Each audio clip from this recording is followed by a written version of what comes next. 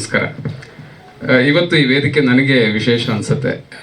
ಮುಖ್ಯವಾಗಿ ನಾವು ಚಿಕ್ಕ ವಯಸ್ಸಿಂದ ನೋಡ್ಕೊಂಡ್ಬಂದಂತಹ ಇಬ್ಬರು ಮಹಾನ್ ನಟರು, ಅಶೋಕಣ್ಣ ಅವರು, ಉಮೇಶ್ ಅಣ್ಣ ಅವರು, ನಿಮ್ಮ ಜೊತೆಗೆ ನಾವಿದ್ದೀವಿ ಅನ್ನೋದಕ್ಕೆ ನನಗೆ ತುಂಬ ಅದೃಷ್ಟ ಅನ್ಕೋತೀನಿ ಇವತ್ತು. ಅಣ್ಣ ತುಂಬ ಧನ್ಯವಾದ ನಿಮ್ಮ ಜೊತೆ ನಾವಿರೋದಕ್ಕೆ. ಹಾಗೆಯೇ ಇನ್ನು ಹರೀಶ್ ರಾಜ್ ಬಗ್ಗೆ ಹೇಳೋದಾದರೆ ನನ್ನ ಪ್ರಕಾರ ಅವರೊಬ್ಬ ವರ್ಸಟೈಲ್. ನನ್ನನ್ನು ನೀವು ಸ್ಕೂಲಲ್ಲಿ ಇದ್ದಾಗ ನೋಡಿದ್ರೆ ಸುಮ್ಮನೆ ಯಂಗ್ಸ್ಟರ್ ಜೊತೆ ಯಂಗ್ಸ್ಟರ್ ಥರ ಕೂತ್ಬಿಟ್ಟಿರ್ತೀನಿ, ನಂಗೆ ಗೊತ್ತಾಗಲ್ಲ. ಇಲ್ಲ, ಖಂಡಿತ ಹೌದು. ದಂಡಪಿಂಡಗಳು ಯಾವ ಕಾಲದಿಂದ. ಹರೀಶ್ ರಾಜ್ ಒಬ್ಬರು ನನ್ನ ಪ್ರಕಾರ ವರ್ಸಟೈಲ್ ನಟ ಅಂತ, ಅಂದರೆ ಯಾವುದೇ ಪಾತ್ರ ಕೊಟ್ಟರು ನಿಭಾಯಿಸುವಂತಹ ಒಬ್ಬ ವಿಶೇಷವಾದ ನಟ. ಅವ್ರ ಜೊತೆ ನಾನು ಈ ಚಿತ್ರದಲ್ಲಿ ಅಭಿನಯಿಸಿರೋದು ನನಗೆ ತುಂಬ ಖುಷಿ ಕೊಟ್ಟಿದೆ. ಹಾಗೆಯೇ ಎಲ್ಲಕ್ಕಿಂತ ವಿಶೇಷ ಈ ಚಿತ್ರದಲ್ಲಿ ಅಂದರೆ ತಬಲಾ ನಾಣಿಯವರು.